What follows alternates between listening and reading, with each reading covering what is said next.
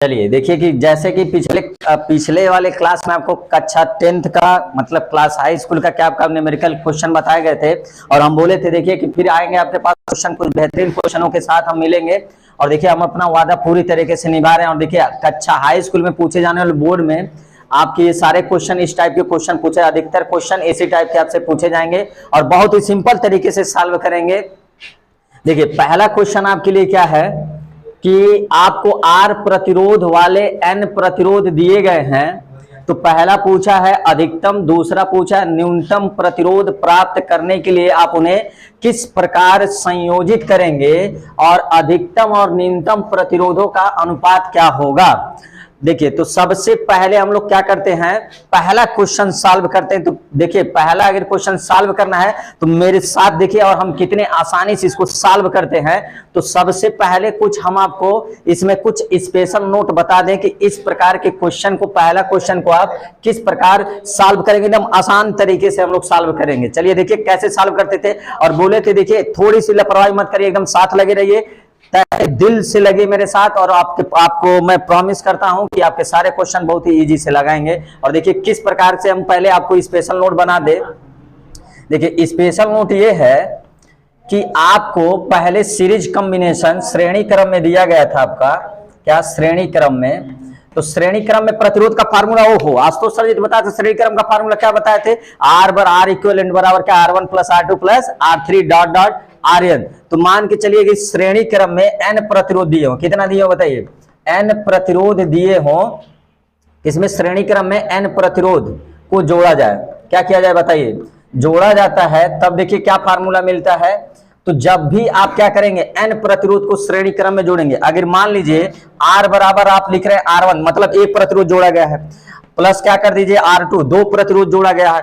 अगर R3 लिखेंगे तो कितना प्रतिरोध जोड़ा गया है, R3 तीन प्रतिरोध जोड़ा गया है।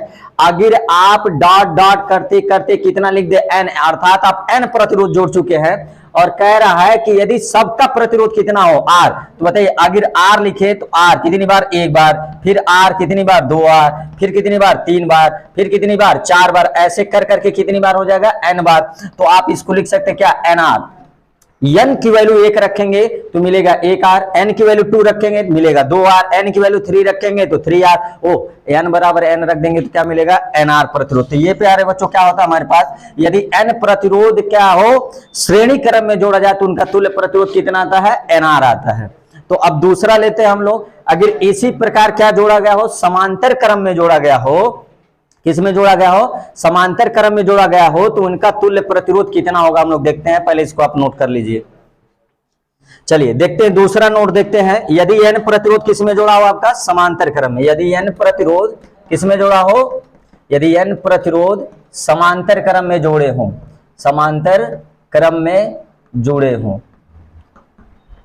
चलिए देखिए समांतर क्रम का फार्मूला आपको बता दिया गया था, 1/R इक्विवेलेंट बराबर 1/R plus 1/R2 plus 1/R3। हमने भी कहा 1/R1 plus 1/R2 plus 1/R3। मान लीजिए सबका क्या है, प्रतिरोध R है, तो यहाँ क्या लिखेंगे 1/R plus 1/R plus 1/R। कितनी बार लिखना है, n बार लिखना है। कितनी बार लिखना है बताइए, n बार। तो आप इसको लिख सकते हो 1/R इक्विवेलेंट बराबर क्या हो जाएगा, n/R। देखिए n की जगह 1 रखेंगे 1/R, n की जगह 2 रखेंगे 2/R, n की जगह 3 रखेंगे 3/R, n की जगह n रखेंगे तो n/R। जब इसको आप क्या करेंगे पलट देंगे तो ये हो जाएगा क्या, R इक्विवेलेंट बराबर क्या, R/n हो जाएगा। तो अगर हमारा समांतर क्रम में n प्रतिरोध जुड़ा हो तो उसका तुल्य प्रतिरोध कितना आता है, R/n आता है। ये आपको एकदम कंठस्थ कर लेना है। चलिए तो इसको आप नोट कर लीजिए।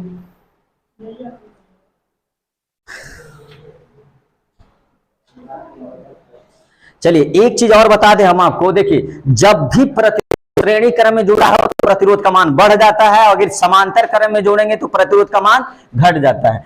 तो जब भी, फिर से बोल रहे हैं, देखिए जब भी श्रेणी क्रम में जोड़ेंगे प्रतिरोध का मान बढ़ेगा, पक्का ही बढ़ेगा, और अगर समांतर क्रम में जोड़ेंगे तो प्रतिरोध का मान कम हो जाता है। तो अब आते हैं हम लोग अपने मेन क्वेश्चन पर। देखिए कह रहा है आपको R प्रतिरोध वाले N प्रतिरोध दिए गए हैं। तो पहला पूछा क्या, अधिकतम हो आशुतोष सर बोले वो अधिकतम कब होगा, जब श्रेणी क्रम में जोड़ा जाता है तब प्रतिरोध क्या होता है, अधिकतम होता, न्यूनतम कब होता है? ओ न्यूनतम कब होता है बताइए? न्यूनतम तब होता है जब उसको समांतर क्रम में जोड़ा जाता है। तो पहले आप किस में जोड़ेंगे? चलिए बताइए। ओ बोलो भाई बोलो, किस में जोड़ेंगे? समांतर क्रम में कि श्रेणी क्रम में? पहला क्या पूछा? अधिकतम। तो आशुतोष सर जी का मन में ख्याल है, ओ भैया अधिकतम तभी होता है जब प्रतिरोध को श्रेणी क्रम में जोड़ा जाता है। कितने प्रतिरोध जोड़ा गया है? एन प्रतिरोध। अभी तो आशुतोष सर बताए एन प्रतिरोध श्रेणी क्रम में जोड़ा गया था, उसका तुल्य प्रतिरोध कितना था? N R. तो क्या लिखे? इस बात को लिख लिया जाए। तो देखिए इस बात को लिखेंगे, आर प्रतिरोध, क्या लिखिए बताइए? आर प्रतिरोध, सॉरी एन यहां पर हम लोग लिख लेते हैं, यदि आर प्रतिरोध वाले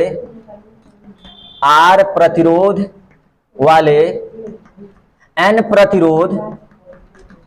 प्रतिरोध किसमें हो? श्रेणी क्रम में। अच्छा श्रेणी क्रम में ही क्यों जोड़ रहे हैं भाई? श्रेणी क्रम में हो तो कब जोड़ते हैं? जब अधिकतम पूछता है तो श्रेणी क्रम के लिए क्या करेंगे? अधिकतम तब प्रतिरोध तब होता है जब उसको श्रेणी क्रम में जोड़ा जाता है। और श्रेणी क्रम में कितने प्रतिरोध जोड़े बताइए? एन।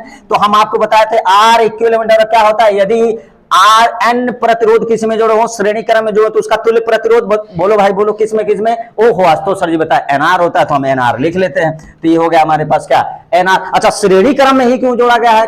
सर बताए थे श्रेणी क्रम में प्रतिरोध का मान अधिकतम होता है और समांतर क्रम में न्यूनतम होता है। तो ये हो गया आपका क्या?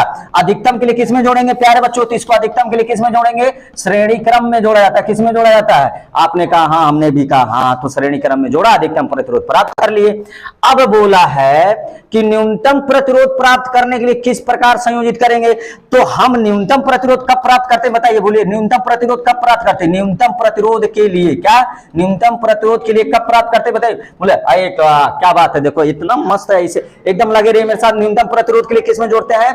तो समांतर क्रम में जोड़ते हैं। यदि समांतर क्रम में एन प्रतिरोध हो, पीछे तो आपको सर बताया, यदि एन प्रतिरोध किस में जोड़े समांतर क्रम में, तो बताया थे सर आर इक्विवेलेंट बराबर क्या होता है बताइए? आर अपान एन होता है। तो कितना हो जाएगा? आर इक्विवेलेंट बराबर क्या प्यारे बच्चों हो जाएगा? R upon n. तो देखिए यदि एन प्रतिरोध क्या हो? श्रेणी क्रम में जुड़ा हो तो अगर अधिकतम पूछे तो श्रेणी क्रम में, न्यूनतम पूछे तो समांतर क्रम में। वेरी गुड, बहुत अच्छा आप लोग।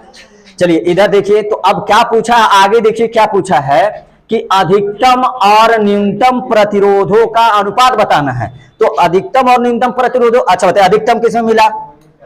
सीरीज में मिला अर्थात श्रेणी क्रम में। न्यूनतम कब मिला? जब उसको किस में जोड़ा गया? समांतर क्रम में। अब इन्हीं दोनों का क्या पूछ रहा है? अनुपात पूछ रहा है। तो चलिए अनुपात निकाल लेते हैं हम लोग। अनुपात कैसे निकालेंगे? अनुपात देखिए कैसे निकालेंगे। तो आर मैक्स किस में होता है? अधिकतम। ओ श्रेणी क्रम में होता है। तो श्रेणी क्रम का फार्मूला क्या होता है? आर एस लिखेंगे तो इसका होगा देखिए सीरीज कॉम्बिनेशन ऑफ रेजिस्टेंस हो गया। आरपी लिखेंगे तो क्या हो जाएगा? पैरेलल कॉम्बिनेशन ऑफ रेजिस्टेंस हो जाता है, समांतर क्रम हो जाएगा। अच्छा श्रेणी क्रम में क्या होता है? अधिकतम। तो इसका कितना आया था? एनआर आया था। अच्छा इसका बताइए आरपी कितना आया था? जब समांतर क्रम में जोड़ा जाता है एन प्रतिरोध तो कितना आता है? कितना आता है? हाँ आर अपान क्या आता है? एन आता है। तो आर अपान क्या लिख लीजिए? एन लिख लीजिए। चलिए कहां चला जाएगा? आपका ऊपर चला जाएगा। तो एन स्क्वायर क्या हो जाएगा? आर हो जाएगा। नीचे क्या होगा? आर आर से क्या हो जाएगा? कैंसिल हो जाएगा। तो आर एस और क्या? आरपी। आप लिख सकते हैं इसको अधिकतम। अधिकतम क्यों बोल रहे हैं प्यारे बच्चों? क्योंकि श्रेणी क्रम में अधिकतम होता है और इसको क्या बोलेंगे? न्यूनतम। तो आप क्या निकाले? अधिकतम और न्यूनतम का अनुपात निकालिए। कितना है बताइए?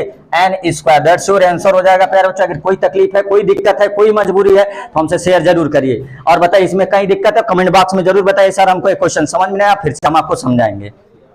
तो ये आपका पहले क्वेश्चन का क्या हो गया? आंसर सॉल्व हो गया। चलिए ठीक है, तो इसको मिटाया जाए। अब ये पहला क्वेश्चन आपका पूर्ण रूप से सॉल्व हो चुका। अब आते हैं क्वेश्चन नंबर सेकेंड की बारी।